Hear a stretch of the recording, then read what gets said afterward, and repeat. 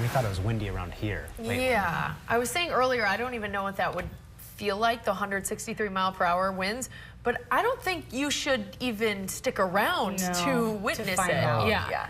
Yeah, those storm chasers and people who, who do stick and get that type of video, it's incredible, and it's something that when you see it, it's hard to forget. But at the same time, I'd never want to be the one doing it. No. Certainly very devastating what's happening over there, and Category 4 storms not common. So even though it's not in the U.S., of course, something we're paying attention to and keeping an eye on. So much quieter around here, thankfully. Yeah. Yes.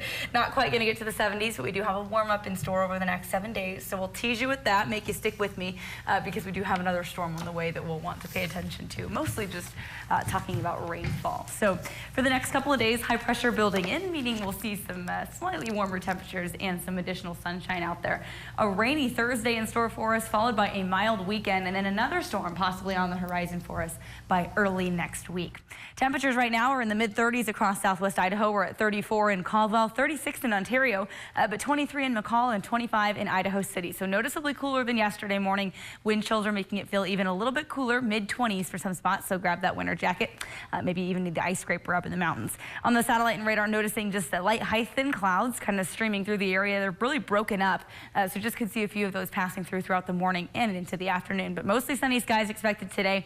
All eyes out to the Pacific for our next weather maker. And again, you can kind of see the leading edge of this impacting some of our neighboring states already this morning, but most of it still lingering off in the Pacific. So we're going to be keeping an eye on a couple of different things as we head into the next couple of days. So the center of the storm actually up in the to the northwest of us, up near the Gulf of Alaska, but it's going to shove some of this subtropical moisture in from the southwest, first impacting again our neighboring states, Oregon and Washington. We stay dry for the next couple of days. By late Wednesday into early Thursday, we're going to start to see all of this dip in and slide in from the northwest into the Pacific Northwest and the Intermountain West, and with that we get our next dose of rain. This one, of course, we know those mountain ranges like to help break things up a little bit, but I still think this storm, even from a few days out, looking pretty impressive on what we're going to see. So here's overnight Wednesday into Thursday. I think a lot of that rain is going to come for us in the overnight hours and in the morning hours on Thursday.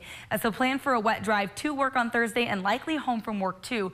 I think we're looking at rainfall throughout most of the day. I'm going to call this a soggy day for us here in southwest Idaho and up in the mountains especially. Going to see a lot of rainfall with those snow levels eventually coming down, but they'll start out awfully high, meaning we're going to see a lot of mountain rainfall until about Thursday afternoon, Thursday evening, once more of this starts to push off to the east of us just a bit.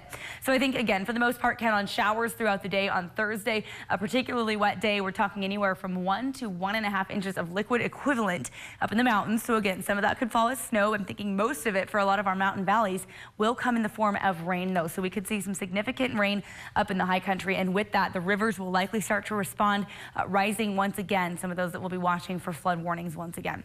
56 for today, though, so not many clouds in sight out there until I think later on in the afternoon, early evening. Winds stay in that 10 to 15 mile an hour range. Temperatures, though, across the region are going to be a little bit different everywhere you go. Low 50s in the Magic Valley, mostly sunny and a little breezy to the south and east of Mountain Home today. Winds gusting up to 25 miles an hour there. We'll be in the upper 40s for the west central mountains, low 40s for McCall and Cascade.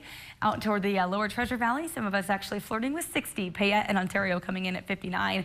We'll be in the mid to upper 50s here across most of the Treasure Valley and southwest Idaho. So high of 56 in Boise, Eagle at 57. We climb to the low 60s tomorrow, mostly cloudy skies ahead of that front that's going to cool us off a good 10-15 degrees. The rain and the wind coming with it on Thursday.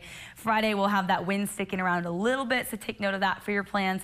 But highs will reach 60 degrees again, and then we're in the low 60s through the weekend. Hint of change coming early.